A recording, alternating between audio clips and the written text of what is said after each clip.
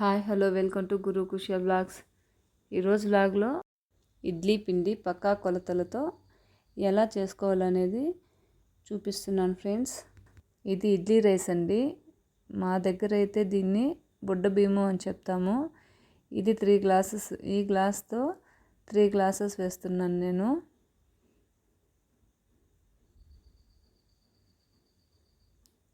ఈ ఇడ్లీ బియ్యము 3 గ్లాసెస్ వేసుకున్న తర్వాత ఇప్పుడు స్టోర్లో ఇస్తారు కదా, ఆ బియ్యం ఇది స్టోర్ బియ్యము. ఇది కూడా అదే గ్లాస్తోనే 2 గ్లాసెస్ వేసుకోవాలి. ఇప్పుడు ఈ గ్లాస్తో బియ్యం మొత్తం 5 గ్లాసెస్ వేసుకున్నాం కదా, ఇదే గ్లాస్ తోటి ఉద్దిపప్పు మీకు కావాలనుకుంటే గ్లాస్ ఫుల్గా వేసుకోవచ్చు. నేను కొద్ది తక్కువగానే వేసుకుంటున్నాను. ఇప్పుడు ఈ రైస్ని బాగా కడగాలి.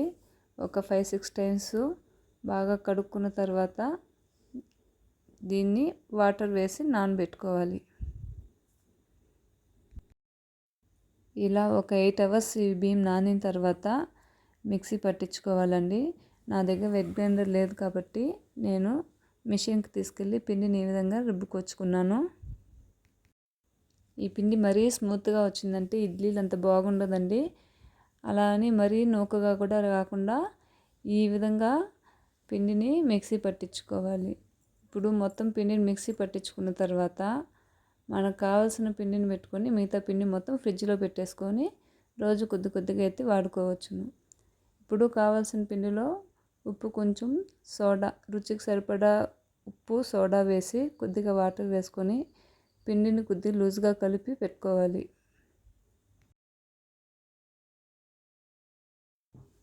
ఇడ్లీ పిండి గట్టిగా కలుపుకున్నట్లయితే ఇడ్లీలు సాఫ్ట్గా రావండి. కాబట్టి కొద్ది లూజ్గా పిండి కలుపుకోవాలి. ఈ కన్సిస్టెన్సీలో ఉంటే సరిపోతుంది. ఇప్పుడు ఈ పిండిని పక్కకు పెట్టుకొని ఇడ్లీ పాత్ర పొయ్యి మీద పెట్టి వాటర్ పెట్టుకోవాలి. ఆ వాటర్ హీట్ ఎక్కేలోపు ఈ ప్లేట్స్కి ఆయిల్ రుద్ది ఒక్కో ప్లేట్కి ఈ పిండిని వేసి ఇడ్లీ పాత్రలో పెట్టి ఆవిరిలో ఒక 15 నిమిషాల పాటు ఉడికించుకుంటే ఇడ్లీలు రెడీ అవుతుంది. ఈ ఇడ్లీలు రెడీ అయ్యేలోపు ఇందులోకి శనగగింజల చట్నీ ఎలా చేసుకోవాలో చూపిస్తున్నానండి. ఈ శనగగింజల చట్నీకి ఆల్రెడీ వేయించి పెట్టుకున్న శనగగింజలు, వేయించిన శనగపప్పు, పచ్చిమిరపకాయలు 5, కొత్తిమీర కొద్దిగా, చిన్న సైజు ఎర్రగడ్డ 1, 4-5 తెల్లగడ్డపాయలు, కొద్దిగా చింతపండు అండ్ రుచికి సరిపడా ఉప్పు వేసుకొని ఇది ఇప్పుడు మిక్సీ పట్టుకోవాలి. ఈ చట్నీ కూడా మరీ నైస్గా లేకుండా కొద్ది బరకగా వేసుకుంటే బాగుంటుంది. చట్నీ పక్కకు పెట్టుకొని ఇడ్లీ ఉడికిందా లేదా అని వాటర్ తేమ చేసుకుని చేతులకి ఇలా అంటుకోకుండా ఉంటే ఇడ్లీ ఉడికిపోయినట్టు. ఇప్పుడు చట్నీకి పోపు వేసుకోవడానికి 2 టేబుల్ స్పూన్స్ ఆయిల్ వేస్తున్నాను. ఆయిల్ హీట్ ఎక్కిన తర్వాత ఆవాలు, ఉద్దిపప్పు, పచ్చిశనగపప్పు, జీలకర్ర వేసి వేయించుకోవాలి. ఇవి కొంచెం చిటపటలాడిన తర్వాత ఇందులోనే ఎండుమిరపకాయలు 3 వేసి వేయించుకోవాలి.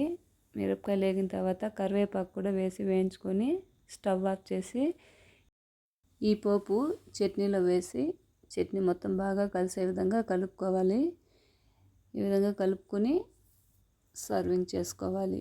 చట్నీ, సాంబారు అండ్ ఇడ్లీ కాంబినేషన్ చాలా టేస్టీగా ఉంటుందండి. ఒకసారి మీ అందరూ కూడా ట్రై చేసి చూడండి. నా వీడియోస్ కనుక నచ్చినట్లయితే ప్లీజ్ లైక్ చేయండి, షేర్ చేయండి, సబ్స్క్రైబ్ చేసుకోండి. Thanks for watching my channel. Bye.